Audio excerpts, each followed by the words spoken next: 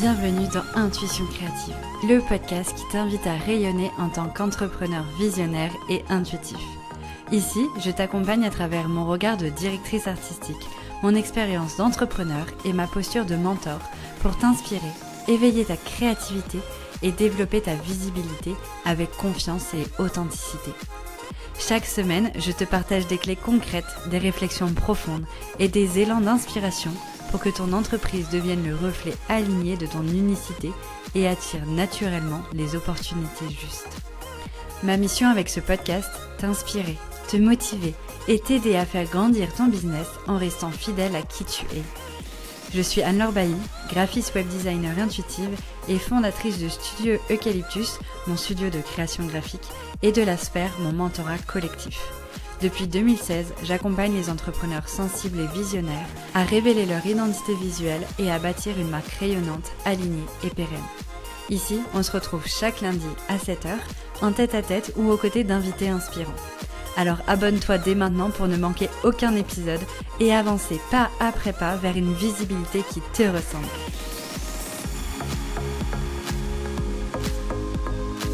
Bonjour et bienvenue dans un nouvel épisode du podcast Intuition Créative. Si tu écoutes cet épisode, c'est peut-être parce que tu as le sentiment de faire les choses sérieusement, correctement dans ta communication, mais que le résultat que tu observes ne sont pas suffisamment à la hauteur de ton engagement dans la création de contenu. Tu n'es pas au début, tu as déjà réfléchi à ton message, à ton positionnement, à ton image, et pourtant, quelque chose te bloque, quelque chose bloque la réussite de ta communication. Dans cet épisode, j'aimerais te proposer une lecture différente.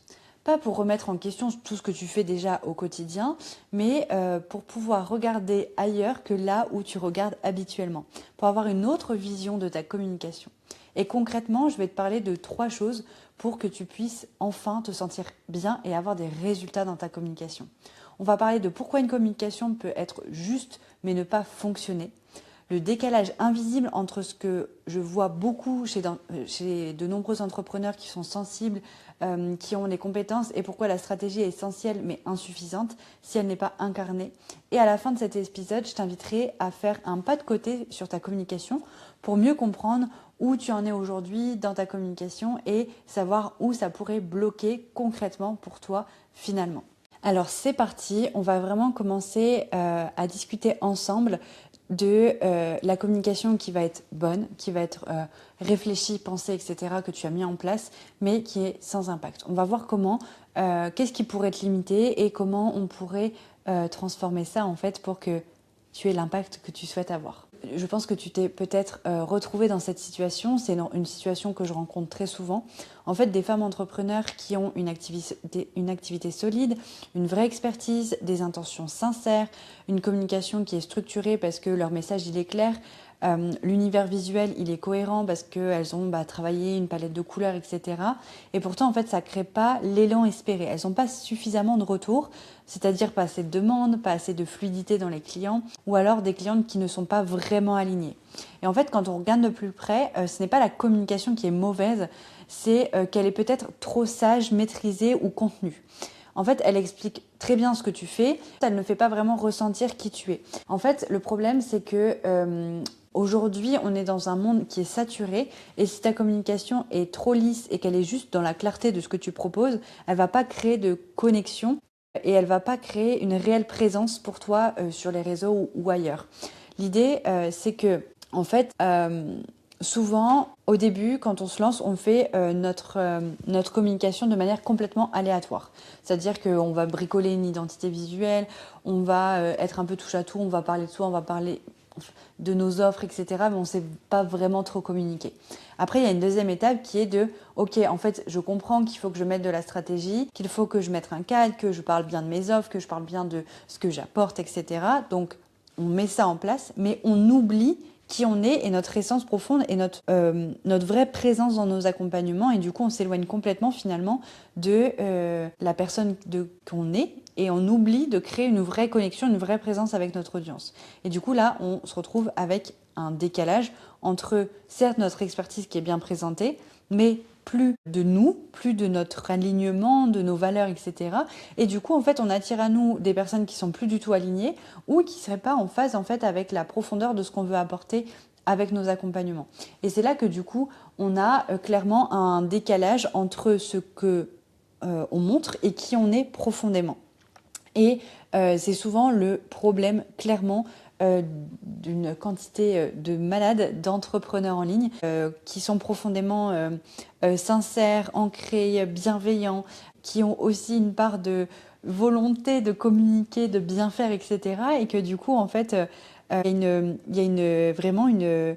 comme s'il y avait une barrière qui se faisait entre qui ils sont et qui ils sont quand ils communiquent. Donc l'idée, c'est que on puisse justement trouver une communication qui va nous permettre, certes, de suivre une certaine stratégie, une certaine régularité, une certaine clarté dans notre message, mais aussi en étant nous-mêmes. Et souvent, le vrai problème, du coup, il n'est pas visible. En fait, il va se situer entre ce que tu ressens intérieurement et ce que tu autorises à sortir dans ta communication, par peur d'en faire trop. Et en fait, à l'intérieur, il y a des nuances, des convictions profondes, une vision très claire de ton métier. Mais à l'extérieur, quand tu communiques, tu vas simplifier, tu vas mettre des filtres, tu vas t'adapter au code, etc. Et tu choisis des mots qui passent bien, ou potentiellement des mots ChatGPT, ou des phrases acceptables, des formulations un peu professionnelles. Et en fait, sans t'en rendre compte, tu communiques depuis ta tête, depuis les codes qu'on te dit de suivre, les hooks, etc. Je ne dis pas que ce n'est pas nécessaire, il est important de suivre ces stratégies-là, mais en fait, tu les suis tellement que tu t'éloignes complètement de ta propre énergie et de l'endroit qui est le plus vivant en toi, on va dire, et qui va connecter avec les autres. Alors, clairement, c'est pas une erreur, faut pas se flageller de faire ça. C'est souvent en fait un mécanisme de protection ou même plutôt la volonté de suivre toutes les stratégies qu'il y a en ligne ou la volonté de suivre les stratégies de nos coachs si tu te formes ou si tu es coaché, etc. Et du coup, en fait, tu crées vraiment un trop gros fossé. Moi, pour te donner un exemple, je suis coachée, je suis des formations en stratégie, en communication, etc. Toujours pour évoluer dans mon domaine d'activité. Et je ne prends pas tout ce qu'on m'apprend. Je vais prendre la base, la structure, mais par contre, je vais toujours faire appel à moi. Est-ce que je me sens complètement OK de communiquer comme ça et comment je peux personnaliser suffisamment la stratégie ou les messages à passer pour qu'ils me ressemblent pleinement. Pour qu'à long terme, en fait, je me sente vraiment moi-même dans ma communication et que j'attire des personnes qui sont en phase avec ça. Parce qu'en fait, à long terme, si tu crées un trop gros décalage entre ta façon de communiquer sur tes réseaux et la façon que toi tu es et ta façon même de communiquer avec tes clients quand tu es 100% naturel et juste dans le flow et non pas dans une action de communication, en fait ce décalage va créer une communication qui va te fatiguer et qui va te ressembler du coup qu'à moitié et clairement du coup te lasser ou créer de la procrastination ou encore attirer des clients qui ne seraient pas pleinement alignés avec qui tu es. Et donc l'idée, c'est de se poser une question vraiment en toute honnêteté. Est-ce que quelqu'un qui découvre ton univers aujourd'hui peut réellement sentir ce qui t'anime profondément ? Aujourd'hui, quand tu vas sur ton site internet ou ton Instagram, je ne sais pas quel support de communication tu as mis le plus en place, mais prends ce support-là, mets-toi dessus de manière complètement honnête et demande-toi si profondément il représente ton univers. Est-ce qu'il est représentatif de tes valeurs ? Est-ce qu'il est représentatif de ton énergie en consultation, en relation client, en retraite, peu importe, en fonction de ce que tu fais, en coaching ? Est-ce que tu utilises les mots que tu utilises au quotidien ? Ou est-ce que en fait, tu t'es peut-être suradapté aux stratégies pour lisser ta communication et du coup, tu sens que c'est un peu plat ? Donc l'idée, c'est vraiment de mettre en place de la stratégie, certes en suivant des codes, en mettant à l'intérieur de ça une partie de toi, une grosse partie de toi, pour aller chercher justement ces clients avec qui ça sera ultra fluide et aussi que tu prennes plaisir à communiquer. Donc, comme tu l'auras compris, en fait, la stratégie, certes, elle est essentielle pour toi, mais elle n'est pas suffisante pour créer des vraies connexions et avoir les clients que tu rêves d'avoir et te sentir vraiment pleinement bien dans ta com. Donc, en fait, j'ai envie d'être très claire ici avec toi. La stratégie, elle va être fondamentale, ça ne l'oublie pas. Structurer son message, penser ton positionnement, travailler ta visibilité, tout ça c'est indispensable et vraiment, je t'invite à faire ce travail-là. Mais une stratégie aussi bonne soit-elle, elle ne va pas compenser une absence d'incarnation de ton message. Si tu peux avoir la stratégie que tu as auprès des meilleurs coachs, etc., si tu ne t'incarnes pas pleinement dans cette stratégie, malheureusement, ça ne va pas fonctionner sur le long terme. Si en tout cas tu veux une entreprise alignée avec toi, qui te nourrit sur tous les plans, etc. Si tu t'en fous et que tu veux faire que de l'argent et tu t'en fous d'être désaligné, pourquoi pas? Mais je pense que si tu es là, c'est pas du tout ton cas. Donc, pense à l'incarnation de ton message et de ton essence dans tes stratégies. La stratégie, en fait, elle va te donner une direction, mais c'est toi qui dois l'habiter et c'est toi qui dois prendre ce chemin. Et quand la stratégie, elle est pensée sans être incarnée, elle devient lourde à appliquer, elle demande énormément d'efforts et en plus, elle va créer une résistance chez toi qui va faire que tu vas pas vraiment tenir sur le long terme. Et je suis sûre qu'en te disant ça, tu vas te dire « Ah oui, c'est vrai, la dernière fois que j'ai voulu appliquer cette stratégie, faire mon calendrier éditorial, finalement, j'ai rien posté. » Parce que tu crées une résistance entre qui tu es profondément et les stratégies que tu mets en place. Et à l'inverse, la stratégie, quand elle est portée du coup par une présence alignée, elle va devenir fluide, naturelle, évidente et le problème sera résolu dans le sens où tu vas avoir envie de continuer à communiquer. Et tu vas créer des connexions vraiment profondes avec ton audience. Et c'est là que on a un peu le jackpot en fait dans notre communication, c'est quand on sent que notre communication est efficace et que du coup on ne se fatigue pas pour rien et qu'en plus on se sent pleinement nous-mêmes. Donc tu l'as compris, le problème c'est pas la stratégie, le problème c'est de vouloir tout régler avec la stratégie sans regarder ce qui se joue vraiment à l'intérieur de toi et assumer pleinement qui tu es dans ta communication. C'est pour ça qu'il est important aussi dans tes recherches de positionnement, etc., de noter quelles sont tes convictions, quels sont les mots que tu utilises régulièrement, que tu dirais spontanément quand tu as tes clients en face de toi. Toutes ces choses-là, les noter et les incarner pleinement dans ta communication et oser le faire. Oser peut-être bousculer les codes de ton domaine d'activité parce que c'est comme ça que tu es au quotidien. Et l'assumer pleinement. Je ne sais pas si tu me suis depuis longtemps, mais souvent j'en parlais et maintenant c'est pleinement incarné et je suis trop contente de ça. C'est qu'il y a quelques années, quand j'ai découvert le développement spirituel, le développement personnel, j'ai eu une profonde reconnexion en moi. Je me suis trouvée vraiment dans ces domaines d'activité. J'avais besoin de méditer, j'ai fait des expériences spirituelles, j'ai développé mon intuition, j'ai développé une certaine connexion avec les autres aussi, une sensibilité qui est une évidence de sensation, de clairsentience en fait avec les gens, etc., que j'ai retranscrit du coup dans mon entreprise avec de l'illustration très intuitive, de l'illustration guidée, vraiment un accompagnement qui va amener à ça en fait mes clients, qui va faire être le cœur, on va dire, de ma créativité.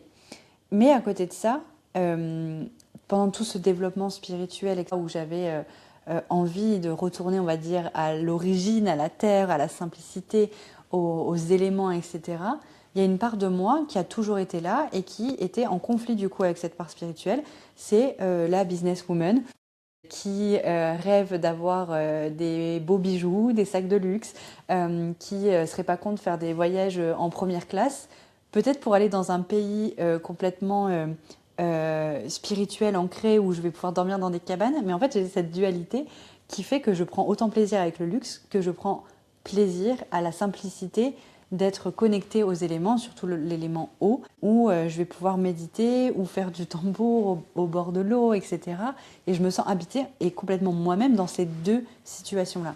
Et en fait, ça a été ultra problématique et ultra frustrant parce que je ne savais pas si je pouvais assumer une part ou l'autre et comment je pouvais joindre les deux. Et du coup, j'ai fait tout un travail de posture et d'incarnation de cette femme-là que je suis. La femme qui va être très sensible, qui va comprendre les personnes en face, qui va illustrer avec guidance, avec clarté, intuition, etc. Mais qui est là aussi pour faire du business, pour entreprendre, parce que j'ai pas peur de dire que je veux gagner de l'argent, etc. Et en fait, ça, maintenant, je l'assume tellement que je me sens pleinement moi-même, qu'importe les situations.